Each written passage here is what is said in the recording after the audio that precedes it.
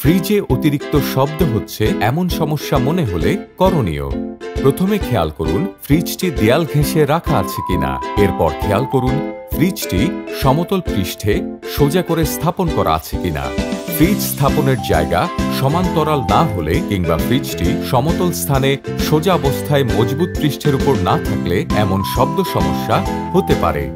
Fridge দেয়াল ঘেঁষে রাখা হতে বিরত থাকুন। মনে রাখবেন ফ্রিজ স্থাপনের সময় ফ্রিজের পিছনে 10 সেন্টিমিটার, উপরে 30 সেন্টিমিটার, উভয় পাশে 20 সেন্টিমিটার জায়গা ফাঁকা রাখা প্রয়োজন। জনস্বার্থে নাজদাদ ইউটিএস।